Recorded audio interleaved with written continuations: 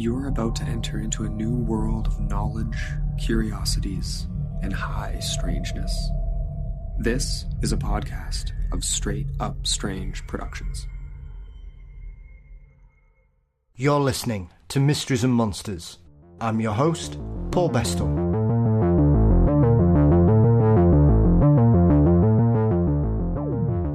On this episode, I'm joined by Leanne Burnam-Richards, Vice Chair of the UK Paranormal Society. We discuss the Society's aims as a charitable organisation, some of Leanne's paranormal experiences, ethical ghost hunting, along with Leanne's time spent working at the notorious Ancient Ram Inn. A big thank you to Leanne for joining me on this week's show. But before we get to the interview, as always, don't forget you can support Mysteries and Monsters by signing up at patreon.com/Mysteries and Monsters. $4 a month gets you ad-free episodes, guaranteed early releases, bonus content, and more. You can also click the link in the show notes as usual. A big thank you to my two latest patrons, Patricia and Ethany. Thank you both for your support, and thank you to each and every one of you that continues to support Mysteries and Monsters each and every month. You can find Mysteries and Monsters across all social media platforms. Please visit mysteriesandmonsters.com for news and episodes. You can also subscribe to the Mysteries and Monsters channel on YouTube. In regards to merchandise, I have some big news. I've got a new site through TeePublic with a whole range of new merchandise available. There's a link in the show notes. And to celebrate this new relationship, TeePublic are holding a flash sale, so all merch will have 35% off for the first 3 days. So from this Monday, go grab yourself some bargains. And if you get something, make sure you tag us on social media so we can share it far and wide. Our intro and outro music are performed by the marvellous Weary Pines. Thank you as always to Dean Bestall for his wonderful artwork. The show is produced by Brennan Storr of the Ghost Story Guys. And Mysteries and Monsters is delighted to be a part of the Straight Up Strange network. Today I'm delighted to delve back into the paranormal with the Vice Chair of the UK Paranormal Society joining me, Leanne Burnam-Richards, a passionate advocate of preserving heritage and history, along with bringing a more unifying umbrella of positive paranormal unity. Leanne, welcome to Mysteries and Monsters. Hello, thank you for having me. You're very welcome. Often, Leanne, when I speak to people involved in the paranormal, they are people that have an experience from living in a haunted home, or they were obsessed with ghost stories or things like that as a child. But having heard you speak previously, it seems that your father had a very attentive attempt to increase your horror film tolerance at a very young age, and that's what kind of sets you on your weird and wonderful path. That is very true, yes. Instead of watching, maybe The Simpsons or any other child-friendly TV program, my dad would let me and my brother watch It, Child's Play, Bad Taste, everything, Nightmare on Elm Street, just everything that a 9-year-old child shouldn't be watching, basically. Having Barbie dolls and then watching a film like Child's Play, wasn't the best thing. I was sure my Barbie dolls were going to kill me when I went to bed at night. So. Yeah. Well, to be fair, with my love of horror films, Leanne, there's plenty of scarier doll films out there that you could watch. I know there's a particularly terrifying episode of The Twilight Zone, which I think is Talking Tina, from about 1964, that when I saw that the very first time, it scared me far more than seeing Child's Play, even though Child's Play made me feel deeply uncomfortable even as a teenager. Yeah. So I'm pretty similar, really. I saw a lot of films that weren't age appropriate, but I was one of those people. I never really suffered. There's only a couple of them when I look back that really scared me, and when I look back at them, they're both. One of them's rubbish. It's called Snow Beast, and it's not particularly scary. In fact, it's wonderfully crap as horror films go. But when you're 8 or 9 and you're at your grandparents on a Saturday night, you don't expect to see a bloodthirsty Yeti running around Colorado. No, definitely. And you can't rationalise it when you're 8 or 9. you think it's certain fate that your dolls are going to come to life and try to murder you. So it's probably not the best thing to do. But no, I looking back, watching them now, I'm like, it's not that scary. But in all fairness, it's definitely built up a tolerance for horror films now. So not a lot scares me anymore. Yeah, it does. I mean, I suppose that's a good thing, and it's also a bad thing. I went to see Late Night with the Devil on Sunday, which is a much vaunted film that was getting some rave reviews on the festival circuit last year, and I saw the trailer and I thought, actually, this could be really quite interesting. And I have to say, the last 20 minutes, it really felt like I'd been gut punched. It just ripped my guts out in a metaphorical sense, and I was left sat there at the end going, oh my God, in a good way. Yeah. I was planning on seeing that, but my friend cancelled at the last minute, so I had no one to go to the cinema with me. In hindsight, I should have just gone on my own. Yeah. But I'm going to probably have to wait until it comes out onto streaming services now. Yes. Shudder, I think, has got it on the 19th of April. Not that that's an advert, but I'd just like to pass it on, because for me, if I see a better horror film this year, I'll be amazed. Yeah. Have you ever seen Incantation? Yes. That film definitely stayed with me for a long time after. I thought that was very cleverly done. It was more I think it had a psychological element, which I thought was really, really good. And don't want to, give too much away, but at the end of the film, I actually shut my eyes because I was like, I don't know if I want to take the risk. No, I'm just going to shut my eyes, So it definitely had an effect on me. Yeah, I think they're the ones that often catch you unawares, really. Talk to Me last year was very similar in that. That I wasn't really expecting a lot from that, and by 1987, Leanne, I was sick to death of Ouija board based films. Yeah. Even at that era.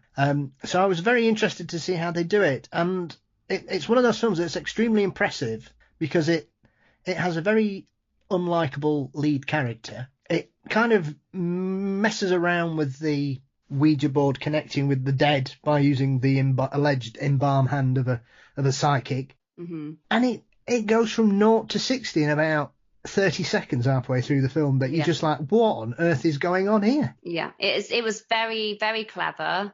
It wasn't a typical jump scare type film. It was, again, that more psychological build up, made you really think, so I did enjoy that film as well. I think one of the things that struck me about it, through my personal experience, is it kind of showed the addictive quality of that kind of paranormal fun that they were all having, because they were just having a good time talking to the dead.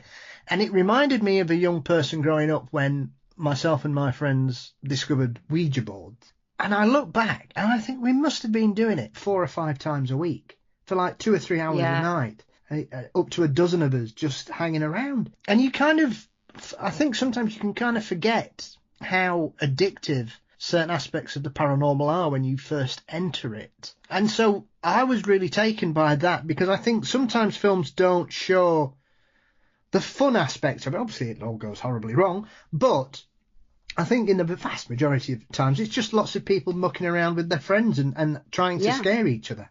Definitely. And that's one thing that I love about the paranormal is I would say I am addicted to that adrenaline.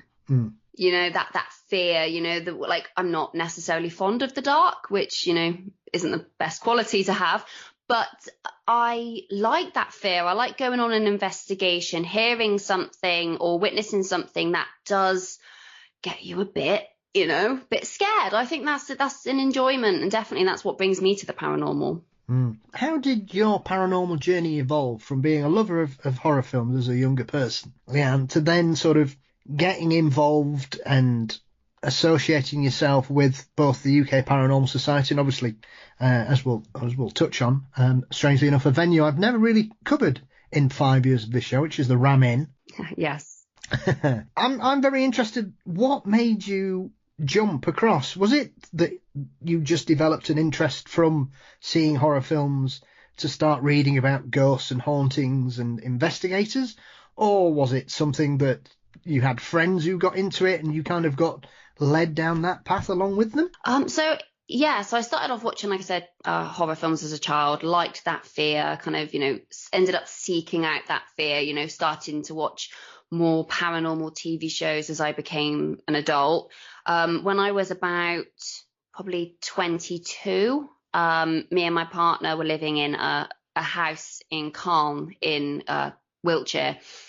And at the time, there was some strange things going on. We would hear footsteps running up the stairs in the middle of the night. We were in a terraced cottage. It was a very old cottage, and one side of us was a very elderly couple who would not be able to run at that speed. And the cottage on the other side of us, it was empty. There was no one living there. So we would hear footsteps running up the stairs in the middle of the night. We would hear what sounded like pebbles, I guess, dropping in the attic onto the ceiling of our bedroom. My partner would wake up in the middle of the night sleep talking, and he never did that before. And he woke up one night, pointed at the door and said, "Get out." And I suddenly woke up and was like, what are you doing? And he's like, "Oh, I had a dream that somebody was stood in the doorway of the bedroom." Couple of nights later, we both wake up to our bedroom door opening. And it was like I said, it was an old cottage. So the door was like a latch type lock. So you had to like physically press down one end to lift it up over the little stopper, I guess. And that was really strange. And then there'd be times, where you're in the shower and I would thought my partner Sam was walking in, and I'd go, "Hello?" And I'd push the curtain back and nobody was there. So there was definitely something spooky going on in that house. And I started to watch more paranormal kind of TV shows, mainly American ones like, Ghost Adventures, Ghost Hunters, My Ghost Story, people's personal experiences. And and I just loved it. I was just fascinated by it. And then I ended up seeing a advertisement on my Facebook for a paranormal group that was local to me called Ghostly Goings On. And they said, "We're looking for investigators. Anybody want to join our team?" And I was like, "Yes, let's do this. Let's join." So from there, my first investigation with them was at 30 East Drive.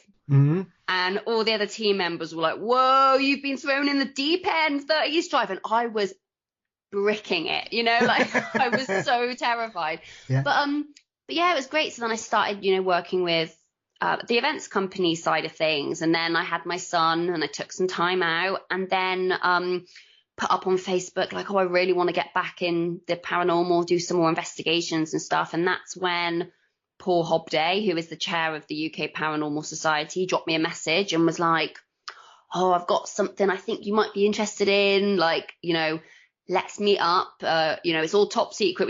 I can't say anything." And I was like so intrigued. I was like, "This sounds amazing." So met up with Paul, and he went over this idea for the UK Paranormal Society and what he wanted to create for the paranormal community. And that's what I've been doing since 2019, which is crazy how long it's been since the very first, like the conception of the idea to now. Yeah. Because obviously looking at the organisation's history, this wasn't a sort of couple of months prior to launching and then doing it. There seems to have been a lot of groundwork built into it, Leanne. It wasn't something that Paul just sort of threw together and just bounced a couple of ideas about. This seemed to have a real sort of planned gestation period over 2 or 3 years prior to going live. Because one of the things that strikes me is that it's a charitable organisation, which I think, especially in the paranormal and some of the interesting characters, shall we say, that have dipped their toes into this field in various countries around the world. Paranormal investigations and charitable organisations do not often go hand in hand unless it's usually a sponsored ghost hunt or something for a worthwhile cause. Yeah. Well, this was one of the reasons when we first all got together and started coming up with ideas for, who we wanted to be, what we wanted to represent in the community. We also had to decide what type of organisation we were going to be. Were we going to run as a business? Were we going to be a charity? And we felt that it was setting the right tone to be a charity, to show that it wasn't about anyone's personal gain. We weren't here to make money. It wasn't about, building our own personal brand. Being a charity, it was about the organisation. That was at the forefront of everything. It wasn't, we weren't going to have like a celebrity at the forefront that was, it wasn't about that. It was about the organisation, which I think, choosing to be a charity really set those kind of quite a strict, not strict, but quite it made us dedicated, and we stuck to a certain kind of path, I guess. I think one of the things, and maybe it's because I'm more immersed in it, because I've always been interested in the weird and the wonderful all my life, Leanne. But obviously doing this now for 5 years, I am far more aware of people and organisations and teams and investigators all over the place, and also have found myself deeply uncomfortable a lot of the time when I see certain investigations or researchers on certain social media platforms who seem to thrive on controversial hauntings or events. And I think when I became aware of your organisation sort of the last 18 months, I think it really struck a chord with me, because it seems that whilst there's often been a lot of exaggeration or perhaps people performing to the more flamboyant aspects of the paranormal, it seems that there's always been an ethical line of when is a haunting too recent to be justifiably investigated, if that makes sense. Yeah. Because I think often when we talk, especially here in the UK, there aren't many counties that don't have some kind of bloody battlefield lurking in one of its corners, Leanne, or a tragedy from a war, or we've all got famous ghosts that were taken down during the restoration of the monasteries, or the Tudor dynasties, or the numerous incursions into our neighbours just to sort of make sure that everything was okay over the centuries. Whereas I think in the modern era, a lot of people seem to be trying to create that kind of glorification of certain events in a paranormal sense, which still leaves an extremely bad taste in my mouth. Yeah, I think, we see it all the time with clickbait. People want the demon house, the murder, the evil entity, because it gets people clicking on the links. And I'm sure you saw it over lockdown when people weren't able to go out and investigate. They would go into, the abandoned buildings, and probably a building which had no real history to it. It was just an abandoned house. But for, the clicks and the followers and the likes, they had to create a history, or we're going to go into the murder house tonight and create a fake history, because 99.9% of the followers aren't going to do any research on the location, and some of the Facebook lives and the YouTubers and stuff wouldn't necessarily put the location out anyway, so people don't necessarily know what building they're going to. But and like you said earlier about the when is it too recent to do an investigation, and to be honest, it's a real grey area. I think people have got to use their common sense, have respect. If something has happened in the last decade or so, it's probably not right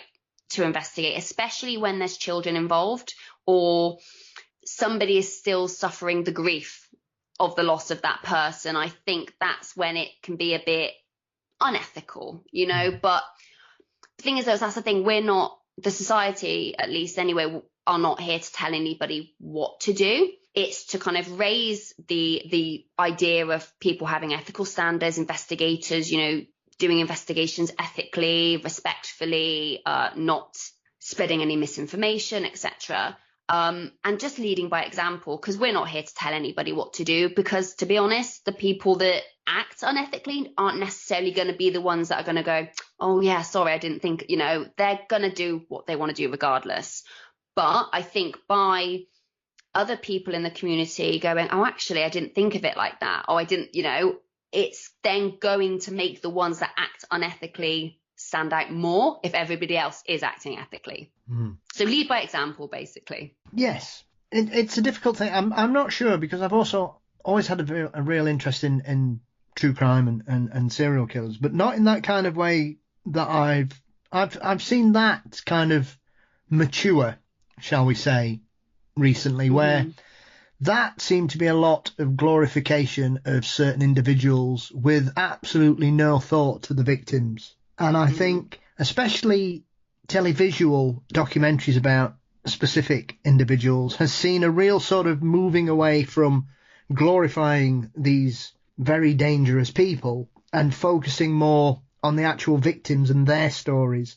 Because I think, as with anything, outside of somebody like Jack the Ripper, most people wouldn't be able to tell you any victims of any notorious serial killer, especially here where I am. I doubt many people would know anybody that the Yorkshire Ripper killed, sadly. But that seems to have been changed. And I've noticed the last couple of documentaries about that particular subject has really focused on the women and the victims and the scenarios and the situations that were going on in West Yorkshire during that period and what was causing it, and that sort of the machinations of how that kind of derailed the investigation, because as often is seen, it's only when it gets to a certain number that police begin to take certain things seriously, because of the people who are being targeted are sometimes thought of as less of a human being because of their unfortunate circumstances that have seen them in situations where they do turn to sex work or they're drug addicts, Leanne. Yeah, it's the it's the marginalised members of the community that get overlooked, and that's why you say the focus tends to be more on the serial killer. I agree. I love true crime as well. It fascinates me. The why and the how, and what causes somebody to do that. It is fascinating, but I probably don't give the victims as much focus as I possibly should, and that's something that I possibly need to work on. But it's true, you have the documentaries about Dahmer and Ed Gein and John Wayne Gacy and Manson, and everybody knows the face of those serial killers. And you can look at a picture of one of them and go, oh, that's so-and-so, that's so-and-so, but you kind of, the victims get unfortunately forgotten about, but I do think you're right. I think people nowadays tend to want to do right, and they want to be good people, and I think they are raising awareness of the way that things were done in the past, and hopefully in the future going forward, these serial killers don't get the glamorization that they do, because a lot of them do it because they want to be immortalized. They want to be famous. They love the attention, and that's what gets them off, So if hopefully we could get to the point where people don't, that would be great. But you see it all the time. You see people writing love letters to people in prison, and they're attracted to people that do heinous, disgusting crimes.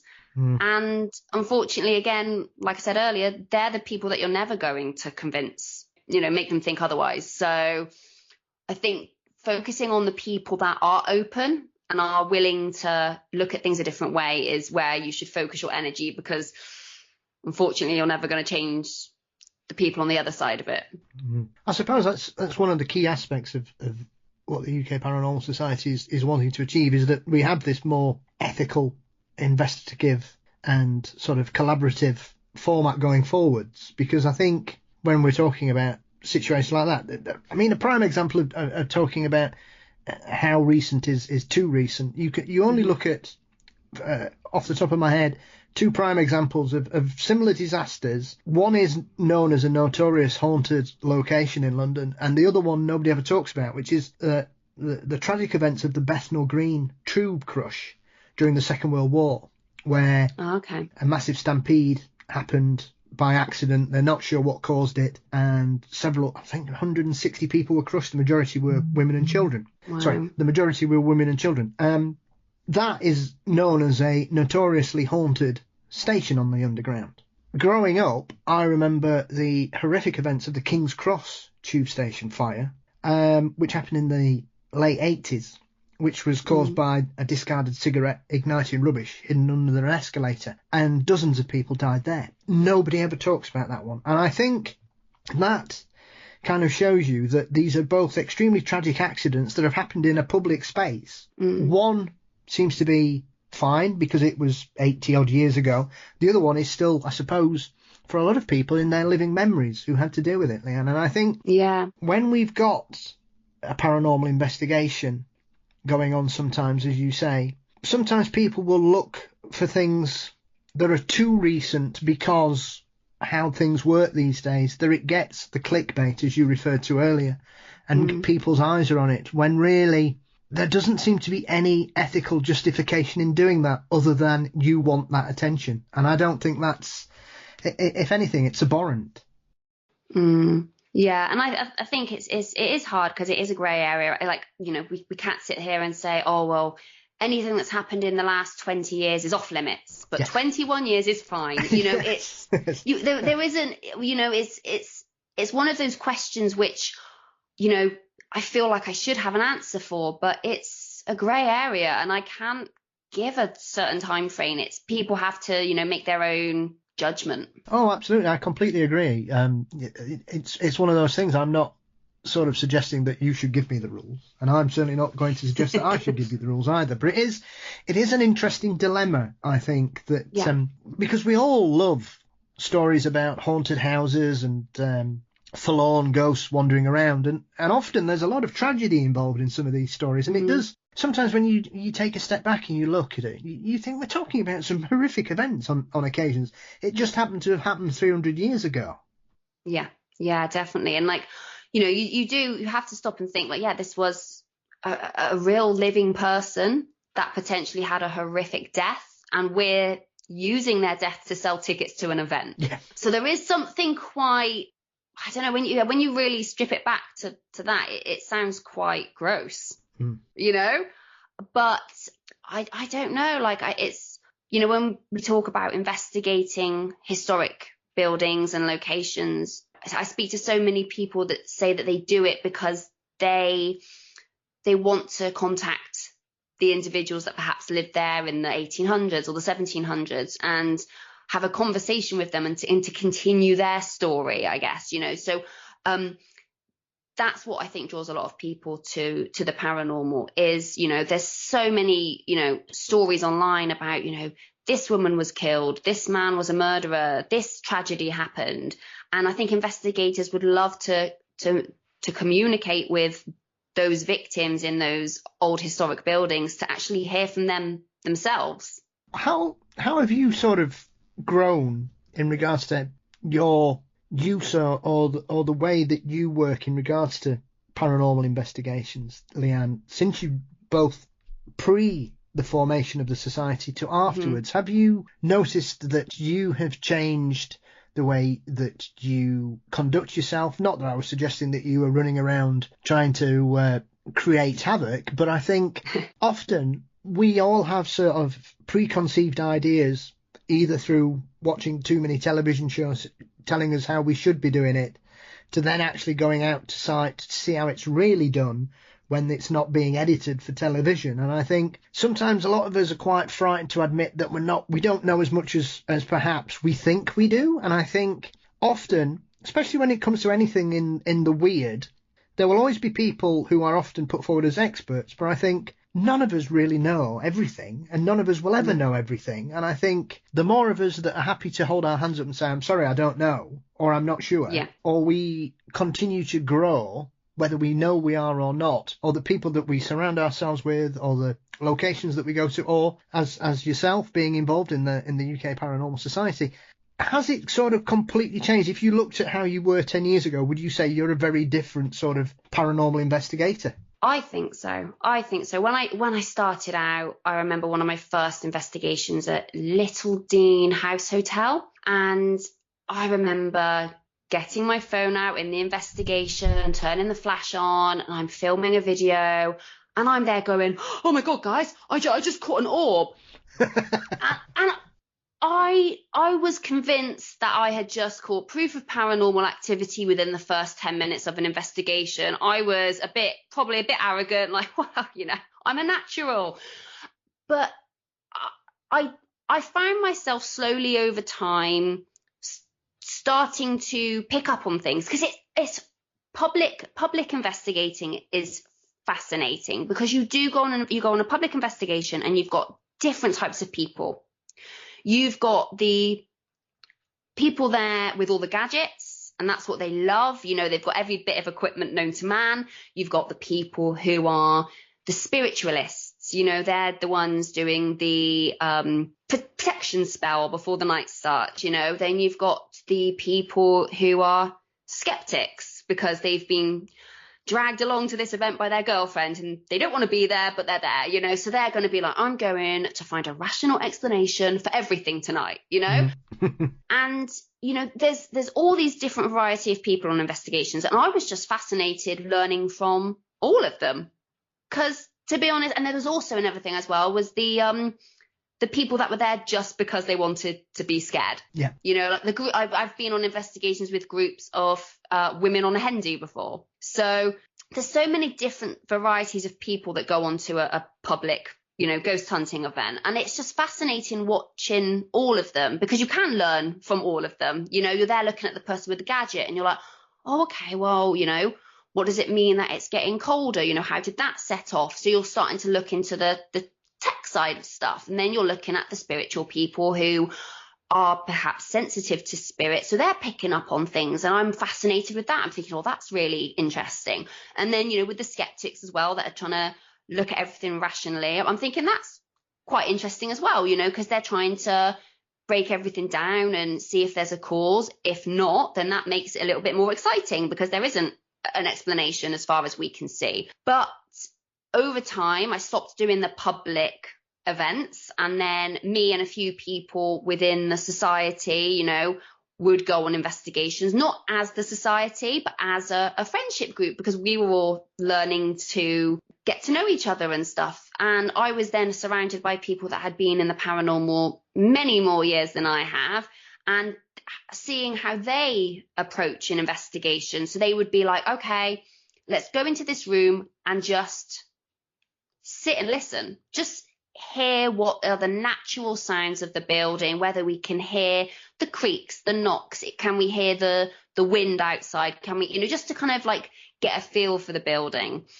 Then I remember one investigation, we were sat in a room and it was, the idea was put forward to just write down what you're sensing. Don't tell anybody else. If you hear a bang, instead of vocalizing that and go, oh, did you hear that bang? Because that's really, that's fascinating on investigation, watching people react off of each other. You know, if one person says, oh my God, I feel really, did it just get colder in here? I feel like somebody's here. Then you notice that other people then start going, oh yeah, I feel that too. Cause it's such a social, it's a fascinating situation to be in. So we would do experiments where we'd go, okay, we're just going to sit silent for half an hour. Don't react to anything you hear, see, smell, anything like that. Just write it down and write the time down. And then at the end, see if anything can coincide with what anyone else felt and stuff. It's just seeing different ways to approach investigating, because like you said, we don't have all the answers yet. Otherwise, there would be no paranormal field if we had the answers. So I love it. I love the idea of the not knowing, and I love to learn from other people. I have just started doing Kieran O'Keefe's course, the Beginner's Guide to Parapsychology with the School of Parapsychology, because I'm here going, do you know what? I want to learn more about why people are having these experiences, what could be the potential cause, and having a more rational mind. Like Kieran O'Keefe's fascinating because I can sometimes get a bit carried away and overexcited about things.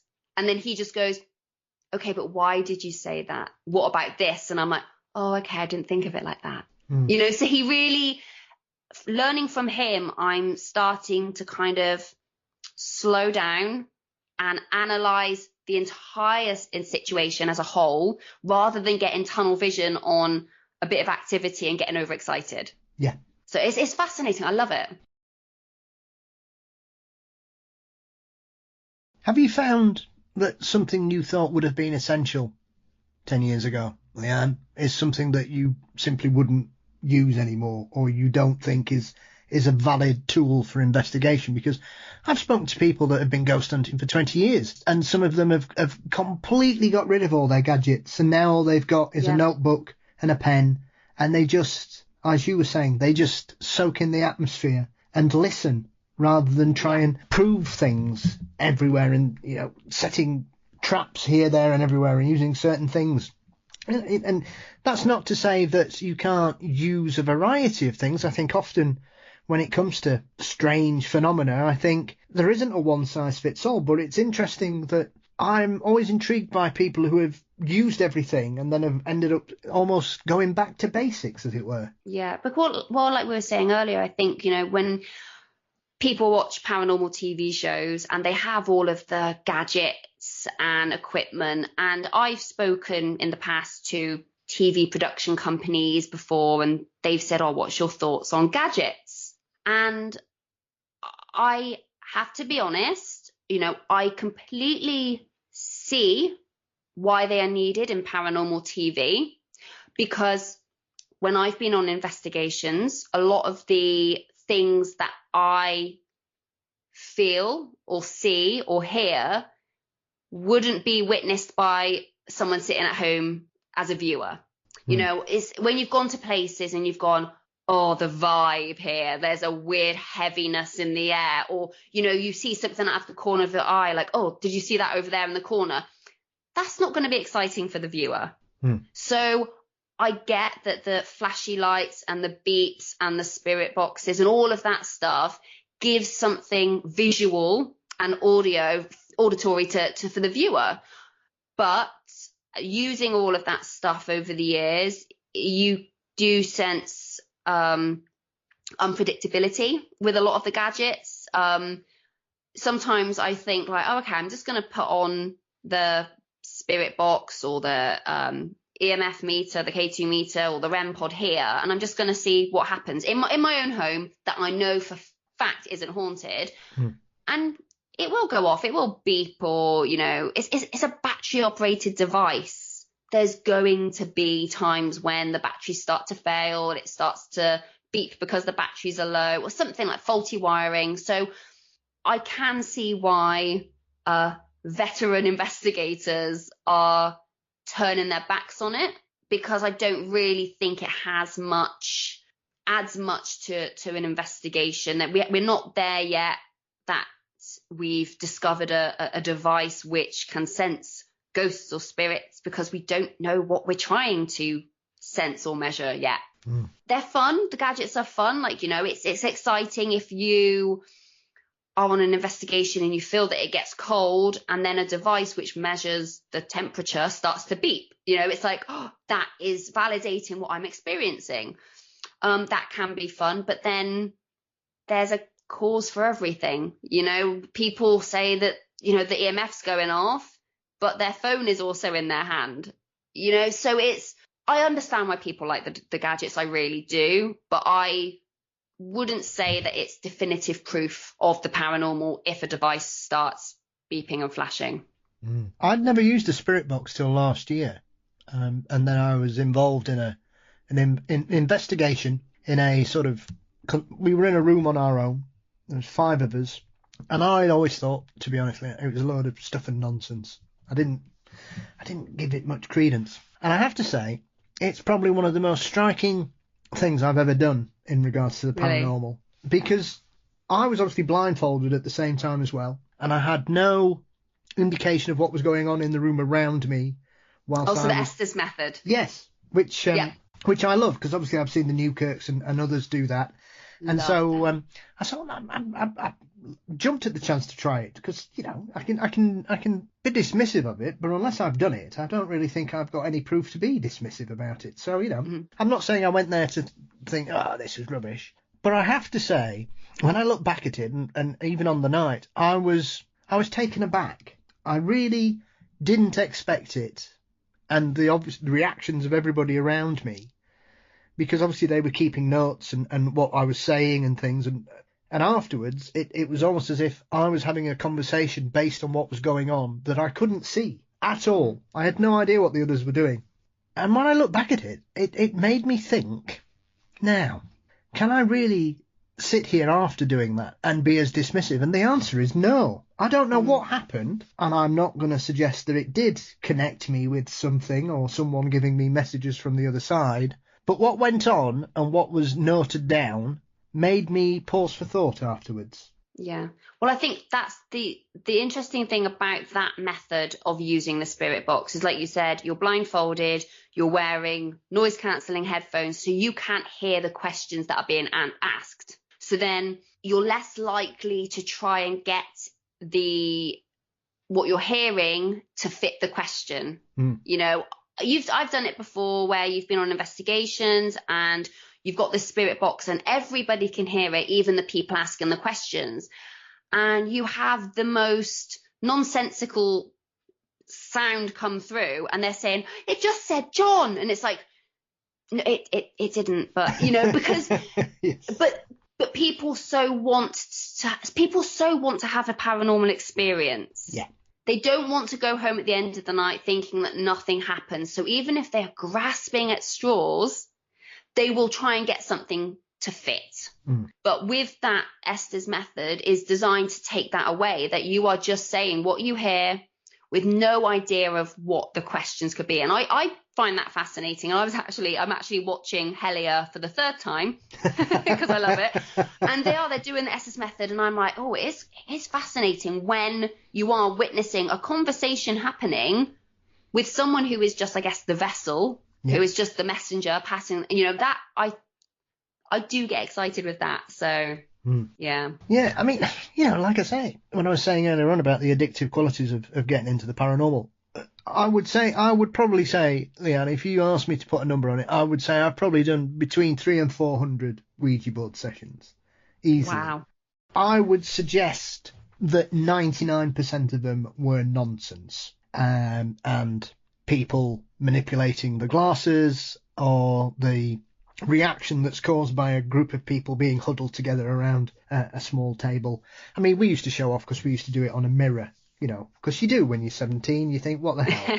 Let's push this as far as we can. And we used to do it in an old embalming hut in a churchyard. So how we never got rumbled, I'll never know. But there are a handful of occasions that we did that over the years where I still to this day, and we're talking over 30 years ago, I can remember the 3 or 4 occasions where a cold shiver ran up and down my spine several times, or we got communications and strange things happened that at the time didn't make much sense, but in reflection you think that's a bit odd, that's a bit strange. A couple of them were very dark. Things that were happening, very strange, odd conversations that were allegedly coming through. But you know, I was one of those people. I'm not a complete believer, but I'm also I would like to say I'm a skeptical believer. Which, when sometimes you talk to the people in the paranormal, that seems like a double negative for some of them, and I'm not really sure, because I think you've got to have a foot in both camps, because as you were saying earlier on, otherwise every bit of dust that turns into an orb is a transcending spirit, and you're never going to get anywhere if that's what you dive straight into. And I think we can often see things, and like you were saying about people mishearing or wanting to hear certain things when they're doing the spirit box, I think you have to take a step back to look at what's going on, to evaluate things properly and thoroughly, because otherwise you just end up chasing yourself into corners where you then start creating a non-existent narrative to explain the experiences you're having, which is not what's happened, and therefore it's not real. It's what you want it to be. And I think, as I say, in the majority of occasions that we were doing it, a lot of it was that. And I would ask questions only I knew the answer was. I never got an answer that I knew nobody else knew. I mean, when we were doing, my aunt had recently passed prior to when we started doing it a lot. Never got told how old she was or what her middle name was. Even though I was with very close friends, nobody could give me those answers. And there, for me, I would always put tests in. Yeah. But I did experience a few, like I say, handful of strange occurrences out of all those, which some people would say, well, if you do something enough, you will eventually hit on something that makes you think it's a bit odd. But 30 years on, they've still stayed with me. And that's the thing that struck me when I look back at that, and I look at some of these other methods like the Estes method and things, that when you do them and you see enough of it, yes, a lot of it is nonsense, but there'll be the 1 or 2 things that happen that make you think, I wonder. Yeah. Yeah. And that's the thing, like, when in the past, when I would do public events, as soon as you said the word Ouija board, you would hear the Like, you know, it's definitely a divisive topic, is the good old Ouija board. Some people are certain that it is a portal to demons and nothing good is going to come through. Mm-hmm. And then you will have the people that are like, no, it's purely the idiomotor effect. Yes. And it's funny, like, when I was doing an event at the Ancient Ram Inn last year, there was a very diverse group of individuals. Half of them were psychology majors. They were all, you know, working in the psychology field or just coming out of uni. And then you had the other half, which were the believers, you know, been doing this years, loads of things happen whenever I'm on an investigation, tables are flying around the room, you know. So you had a very polar opposite group of people. And we're in one room and the believers are in the other room. And you can hear them going, wow, spirits, that's amazing, spirits. Can tell, that's fantastic, spirits. Come on. And they're like having a field day in there. And we're in this room trying to do an Ouija board, and it is not even budging an inch. I'm getting to the point now where I'm kind of like, oh God, someone just move it so something would happen, you know?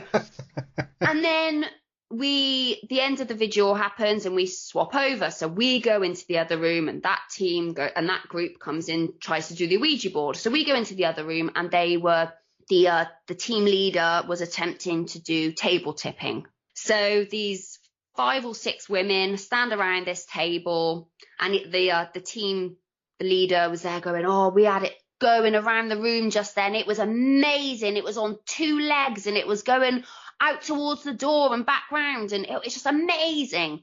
And then I'm stood there with these psychology majors, very skeptical women. Table again didn't move an inch. But then we can hear the women next door being like, oh my God, spirit, I can't believe you knew that. That's amazing. Did you just see? You just spelled out my nan's name. And I'm just there like, what? It was amazing how you can be in the same building with the same reported phenomena. This, you know, it's the Ancient Ram Inn is well known as being, you know, the most haunted building in the UK.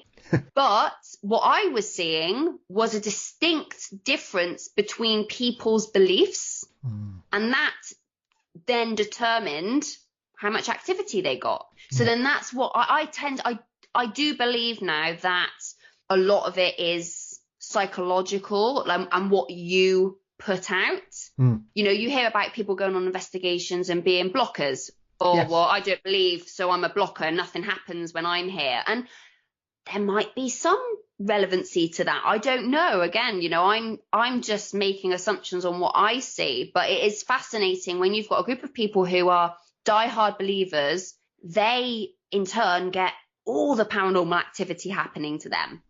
And if paranormal activity was an external force, wouldn't the non-believers be experiencing the same thing? Yeah. Don't know. Yeah. I suppose it's one of those questions when we look at it, Leanne, that I always struggled with that kind of situation where you would have a group of people and as you say, certain people would have an experience and nobody else would. And obviously the more I've read and the more I've seen, I began to sort of open myself up to some of the work of some of the early parapsychologists that were basically working on the principle that people weren't seeing them externally, they were experiencing them internally.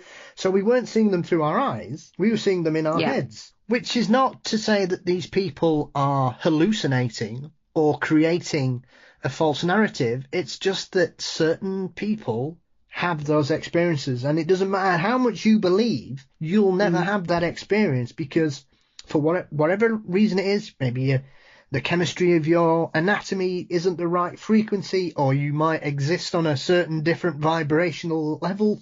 I'm not sure. You may be more susceptible to certain types of infrasound than other people. It could even be as strange as your blood group or your star sign. Who knows? But I think that is one of those things that when you look at parapsychology in comparison to ghost hunting, and as you mentioned, Kieran O'Keefe and someone I recently spoke to earlier this year, Lloyd Auerbach, who's a very famous American parapsychologist. I think sometimes people like Kieran can get tarred with a negative brush, when I think that what they are people that are extremely scientific and very diligent, and will remove all the explainable factors that some people either ignore or, as we were saying about creating a false narrative, embrace, even though I think sometimes you could be clutching at straws. And I think often if someone tries to explain the rational parts of what could be happening, some people just shut down rather than think,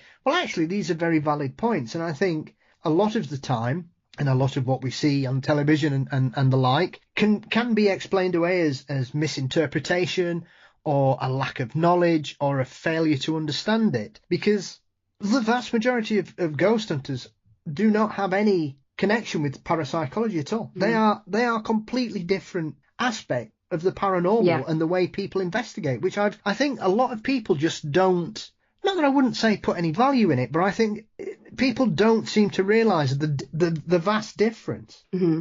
Well, that's what so I did a talk a couple of weeks ago at a paranormal conference called Scary Southwest, and that was something that I brought up when I was talking, was that, you know, the UK Paranormal Society wants to be inclusive of a variety of viewpoints. We want to hear from the parapsychologists. We want to talk to the spiritualists. We want to learn from all the different viewpoints that actually really, if we all put all of those viewpoints together, we could all learn something from.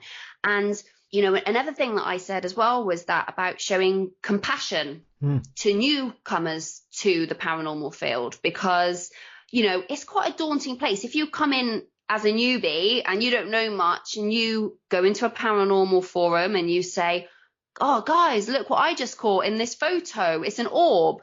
9 times out of 10, the comments will be really disparaging and quite mean. Yes. You know, and that then is giving that person such a negative view of the paranormal that they may not want to delve further. And that person could have been the next leading parapsychologist if we had encouraged them and tried to teach each other with compassion. You know, say, oh, that's fantastic, but here's a link to an article which breaks down the other causes of anomalies in photographs or photography. So, you know, and it's, I think as well, like, yeah, you're completely correct. Like, parapsychology is such a vital, important role in the paranormal field. Like, and the one thing that I really like about Kieran O'Keefe is that, yes, he's this well-known parapsychologist, quite skeptical, but he even says, he's like, I'm a ghostbuster. He goes, I love investigating, you know, and he's very down to earth, and he acknowledges that actually it's really fun investigating. He's like, I enjoy it. So you can have that balance. You can enjoy the investigating and be a skeptic, you know, because they do work, you know, because, and it also you like you were asking me 10 years ago when I first started out, you know, I was going in with my phone and my gadgets and thinking that all of this was proof of the paranormal. But over the years, you speak to more people, you learn more things, and now you're going in with a different investigative style. And I'm sure in 10 more years, my investigation style would have changed yet again. So I think it's really important to be fluid with your way that you approach the paranormal. I think actually it's a bit of an injustice if you say, I'm right, I know everything, I'm going to stay and do what I do, and that's the only right way to do it. Yes. I mean, you were amongst some luminaries at that conference as well, because obviously talking of parapsychology, you had the marvellous Evelyn Hollow speaking there as well, didn't you? She is amazing. She's so funny. She literally had the entire room in fits of laughter, and she was like, unapologetically Scottish and swearing, and it was just amazing. It was like, she was great. Yeah. Yeah. No, it was one of those conversations. I spoke to Evelyn, I don't know, 2 or 3 years ago now, and I always enjoy a conversation where I come away from it thinking I know a lot more than I did 2 hours ago. You know, and Evelyn's, because she's as sharp as a tack, she's super witty, she's deeply intelligent, and she doesn't take any prisoners as well, which is something I really appreciate with Evelyn and the way she carries herself. And she's gone from being sort of on the fringes a bit to probably being one of the leading lights in the British paranormal scene, which I think is which is testament to the quality of her work. Yeah, she's so intelligent. She was saying about how she started off doing criminal forensic science. Is that correct? I think so, yes. And then she said that she told her professor that she was going to do parapsychology, and he was like, you're committing career suicide. And she was like, I want to find him now and tell him that I am booked up for the next. And I was like, yes, you go, girl. You know, it was like... Yeah, she'll be sending him a copy. Yeah, I think she's got a book coming out later this year, so no doubt she'll be sending him an autographed copy with best wishes. Yeah, too right. Was that your first conference that you'd had the opportunity to speak to, Leanne? It was, yeah. How did you find it? The first public speaking event, I was so nervous. I haven't gone to many conferences. So I wasn't sure what was expected of speakers. So in my head, I was like, I have to remember a 30-minute talk. It was me and Lauren, who is also another trustee. So I was there like, oh my God, I'm going to have to remember my entire talk off the top of my head with no notes. Like, that's how I thought speakers were supposed to do it. Yes. So when I get there and the other speakers actually have some notes in front of them and, you know, are looking down just for references and stuff, I was like, oh, that's allowed? I was like, okay. So got up there and like, I talk fast anyway, but add nervousness to that. I'm like a freaking Vicky Pollard on steroids because I'm from Bristol and I'm just like, yeah, so what we're going to do now is we're going to talk about paranormal. And I was just like, oh, so no. Afterwards, we had some lovely, lovely members of the audience come up to us. And this one woman pulled me and Lauren aside and she was like, girls, just want to say that for your first ever public talk, she was like, I never would have guessed. She said, some people just stand up there and read their notes, but you two had such passion and it was so refreshing. And I was like, oh, I was like, can I take you home? You're so lovely. Can you just give me motivation every day? And so no, it was good, but it was scary. But do you know what? I think people always say, don't they? They say when you talk about something you're passionate about, it comes across. And you know, you're in a room full of people that are into the paranormal, and we made sure that our talk wasn't the paranormal police telling people what to do. We're not some big bad organization that thinks we're better than anyone, because that's really not what we're about. Like, we are here for the people that, you know, are going, oh, I don't really know what path resonates with me. Am I more scientific? Do I like the gadgets? Am I more spiritual, you know, or am I more interested in the history of the paranormal, you know? And our website has something for everyone. Mm-hmm. And I was really trying to get that across in our talk, was that, you know, everyone in the paranormal community is as important as the next. You know, the historians, the parapsychologists, the skeptics, the scientists, the believers, the spiritualists, like, everyone has a unique viewpoint. And I think, you know, all it takes is for one person who's been very tunnel vision to listen to someone else's viewpoint and be like, oh, wow, I didn't see it from that perspective before, but now that's going to maybe potentially change the way I look at phenomena going forward. And I think that's really important. And like the question you asked me earlier about, you know, when is it ethical to investigate in relation to, you know, how many years after someone's passed? And we don't have those answers as the UK Paranormal Society. I don't have those answers as Leanne.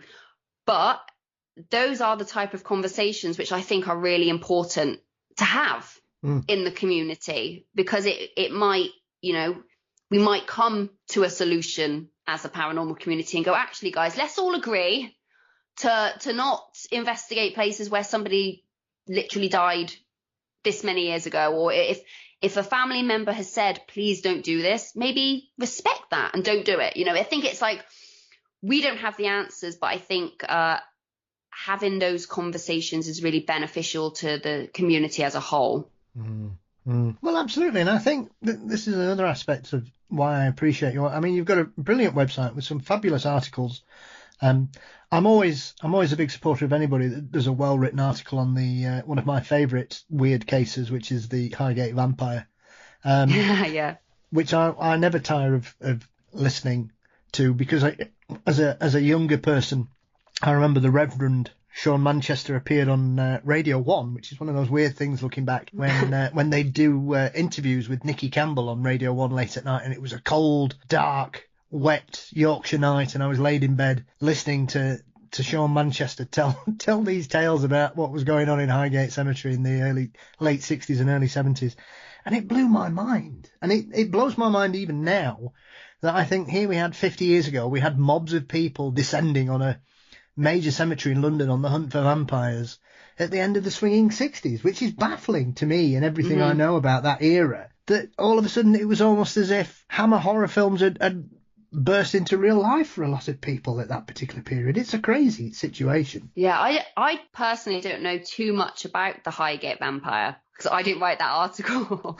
So I could probably learn something from you on that topic. But yeah, I think you do find, don't you, when stories like that start coming out, people are fascinated and start, you know, going in droves to the area because they want to witness something. And I'm trying to think of a more recent case where I can say, oh, that's similar to, I don't know, I can't think. Can you think of any recent cases, like big paranormal cases where it's the public have flocked to try and witness something? I'm not sure in the UK. I mean, obviously you could certainly point, I would suggest, for better or worse, Amityville's probably the most recent one where people just randomly turned up, because when you see some of the stories there, and you've got these poor people who bought the house after the Lutzes had gone, and people were just turning up and taking bits of the fence and just going, yeah, I'll have that, thanks, that's from Amityville, I'll have that. Yeah, it is fascinating, like dark tourism, like people want that memorabilia, don't they? You know, like, oh, a signed picture that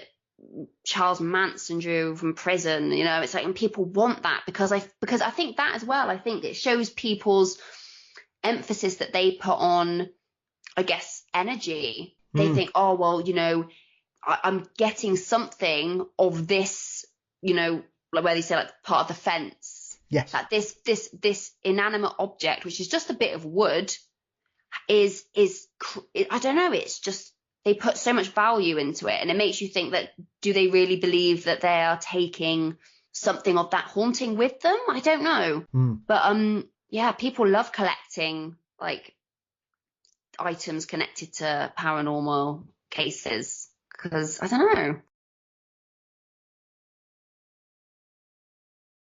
Yes. Well, I think it's one of those, be careful what you wish for, I think, Leanne. You may be bringing something home you may not wish to really have in your home. Oh, yeah. Yeah, tell that to my partner when I'm buying dodgy dolls from Facebook Marketplace. And he's like, can you put that in the garage? The kids don't need to see that. And I'm like, okay. Like, seriously. Yeah, well, I can't say anything. I've got a Bigfoot cast on my shelves behind me, so from Bluff Creek. So what can I say? That's strange things. I mean, you've mentioned it earlier, and we've touched on it a couple of times. How do you end up at the Ancient Ram Inn? Because I think this is one of those places that, for us here in the UK, it's one of those very well known, and you mentioned it earlier on, Pontefract, East Drive, obviously fairly local to me, being not too far away here in Yorkshire. And obviously where I am, we've got Stocksbridge Bypass, which is infamous, for better or worse. But I think the Ram Inn's one of those where it for me, it's almost when you know you are immersing yourself into the paranormal that you know about these locations. So for you, it wasn't just that you went there, you ended up being a tour guide, didn't you? Yeah, so it was January last year, started working at the Ram again, saw an advert on Facebook saying we need a tour guide for the daytimes, and I was like have to apply. And went to the Ram, met Caroline. I said I was local to the area because I only live about 15-20 minute drive away, so I was like, I'm local. I am very flexible. So I was like, ready to go basically. So I started working there. And do you know what? I always felt comfortable there. It was very cold because obviously I was doing the tours, I think from January to May. Yeah. And it was always freezing in there. I remember going around with a hot water bottle, like it was so cold. But what I loved was that it was an hour-long tour. So it was a history tour. So people weren't necessarily there on a paranormal investigation because obviously, then they're expecting a heck of a lot more for their buck when they're expecting a demon. But when they're there just paying for the history tour, they're happy just to get the history. If something spooky happens, then it's an added bonus. But I met some amazing people from Australia that were coming over to England, and they were getting married in Gretna Green. They were going down to the London. They were going to go to the Ancient Ram Inn. They were going all over the UK. And then I had people from America. It's a place like the Ancient Ram Inn is worldwide famous. So I'm there talking about the history of the building. Half of them are probably just not even paying attention, and they're like, oh my God, this is so cool, and looking around at all the amazing, they've got, like at the top of the stairs, they've got the 9 men's Morris that has been etched into the stone. And some of the stone was brought over from Kingswood Abbey when the churches were, the dissolution of the churches. And so there was stone from Kingswood Abbey that was brought over. They're just, you look into the walls and you have the original structure, which was the horsehair and the bamboo, wattle and daub structure. And it's just the building, take away the paranormal stuff. The building in itself is beautiful and steeped in history. And that was what was amazing is that, I was doing the history tours but people were just fascinated to be there. But I felt I had to be there on my own a lot of the time, in between tours, and I felt quite comfortable. And I would go up to the what they call the witch's room with Elspeth, who was a falsely accused witch in the 1600s because she was having an affair with one of the local priests from the church. And because he no longer wanted to see her and he was scared of any sort of repercussions, he said, oh, she's a witch. She's, enticed me kind of thing. And she was killed. Well, at least that's one of the famous stories that goes alongside the Ancient Ram Inn. But I would go up to that room and sit there on the bed and would just, talk and be, hi, Elspeth, it's me, Leanne. How are you? And just because I thought, if they were there, intelligently there, I wanted to maybe just sit and talk to them without doing the whole, go on, if you're here, knock. Yeah. Because I bet they were like, oh, they're sick to death of that. But it is a lovely building. And yes, I was very lucky. Which is the room you've got to knock on? Is it knock on it 3 times that you before you enter? The bishop's room. Yeah. So has that still got its reputation? Because obviously I remember seeing John. Was it John? John Humphreys. Yeah. I remember seeing John Humphreys many years ago on a programme, and he was giving somebody a tour of the building. And one of the things that always struck me during that particular programme was the bishop's room, where he had a special stick that would he knock 3 times on it and say, "Can I come in?" It was like a staff. Yeah, and he would knock, dung, dung, dung. He's like, can I come in? And then, the staff's still there. It's hung up just outside the door. So that was one thing when we would do the tour, we would say, John, who used to live here, would always knock on the door and, ask if he could go in, because it was the bishop's room, which was seen as a very, we wanted to be respectful to the religious figures that are supposed to be in that room. So it was his way of showing respect. Yeah, because it's a very strange building anyway, because I think, did John buy it because it was going to get pulled down and he got it for a ridiculous price? It was going to get knocked down, and he bought it for, I can't even remember off the top of my head now. It was either something like £7,000 or £70,000. It was a very... Yeah, it was a very small amount for that building in at the end of the 60s. I think it was 69 that he got the building. But yeah, it was going to get knocked down, and he was a lover of history himself, and he was like, no, I can't allow that to happen. And he got the building because they wanted to widen the road out the front, because the road going through Wootton is very small. Yeah. Because that town is so old. Apparently it was one of the first towns that has proof of the Bronze Age or something. It's like, it's ridiculously old. And that building is said to date back to 1145, and it's probably sturdier than half of the new Bovis homes going up nowadays. So it's done something right. I mean, it's one of those things as well, Leanne. Did it have a reputation before John bought it? Or, because as far as I remember, it literally kicked off within a week or so of him moving in, didn't it? Yeah. So Caroline told me that I think it was literally the first night that they were there. John and his wife had set up a bed in the working men's kitchen, and he, within the first night, got dragged out of bed and he was on the floor like, what the heck just happened? And I said to Caroline, I said, well, did you witness it? And she said, well, me and my sister were literally so young, and because the building needed so much work, we were living in a caravan that was outside the house. So she said we were acting the property. So everything that was happening to my dad, they were completely unaware. But not that I'm aware of. I don't know any ghost stories that happened prior to John moving in, but I guess that is, could be because of the time. If people have a paranormal experience nowadays, they put it online, it instantly gets shared and everyone knows about it. In the 50s or 60s, did people talk about ghosts as much? Were the stories as widely spread back then? I don't know. But again, I guess that's one of the criticisms, I guess, of the RAM, is that, oh, well, the stories only started after John moved in. But who knows?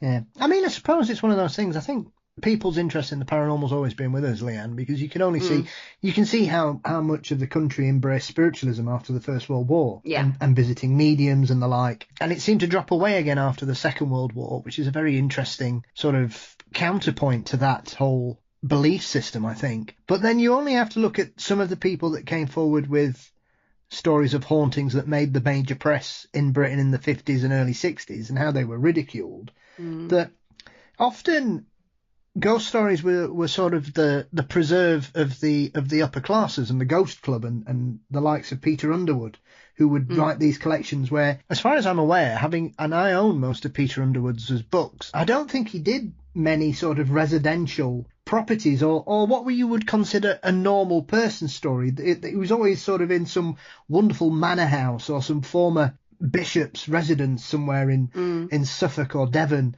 or in a castle somewhere in Scotland, enjoying the hospitality of people. And he was never sort of in a 2 up, 2 down in Taunton, shall we say. Yeah, that is interesting. So, I mean, for you going forwards and the rest of the UK Paranormal Society, what is next for you guys? You've obviously created this, and you're 5 years now since you've been a fully flourished organisation. Have you begun to feel that the aims that you're wanting to promote, because obviously there's a lot of inclusivity in this, there's a lot of, as I mentioned it, I didn't mean it flippantly, but I think there's a lot of people in the UK especially who seem to be sort of coming together as a more unified paranormal group, or a community where it's more supportive than it used to be. It's been very fractious, as with anything I've found over the years, Leanne, that deals with the weird, be it ufology or cryptozoology. The paranormal is exactly the same, that you have factions that this is why this house is haunted, that's what it means, these are the beliefs, and if you disagree with that, then no, we don't want to talk. Whereas yourself and the rest of the organisation, it seems to push forward a positive message about, as you mentioned earlier on, listening to people's viewpoints. And yes, we may think that what they have to say may not be valid or have any merit, but it's not pointing fingers and ridiculing any people anymore. It's more of an educational and cross-pollination of ideas from all sides of the paranormal field where we can try and not necessarily all come to the same conclusions, but certainly be a bit more respectful about people's differing opinions and beliefs in this field. Yeah, 100%. And this is what is really important to us, is that inclusivity. And like I mentioned before, our articles are written from a variety of viewpoints. So I truly hope that our articles don't come across as one-sided or biased towards one sort of area of the paranormal. It's very fact-based, and people can take away what resonates with them. But no, going forward, I think so. We actually, I know you said we've been a fully fledged organisation for 5 years. It's actually only been since October 2022. Oh. So October 2022 was when we launched, but we started setting it up in January 2019. So we are a baby still compared to the likes of the Ghost Club and SPR and even ASAP. Yeah. We are very new. So we are not at the level of, prestige or, as those organizations, when other paranormal figures are talking about the paranormal organizations, we might not be on their radar yet because we are still new. And that's what we're going to be aiming to do over the next year, 18 months, get our profile out there. And also, we're not just aiming to focus on the people within the paranormal community.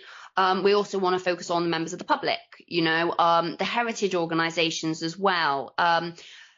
People who might not have an understanding of the paranormal, who might be new to the field. We also want to target them as well. So yeah, going forward, that's what we're going to try and do, is just get our name out there and continue to do so by being on, podcasts and speaking to our peers and stuff, because we want people within the field to pick their brains and go, what would you like to see? Because that's the only way that we can go to help the community. So where can everybody find your organisation, follow you online and keep up to date with everything that's going on with you guys? So we are on Instagram, Twitter and Facebook, and that's the UK Paranormal Society. And our website is www.ukparanormalsociety.org. Brilliant. Yeah.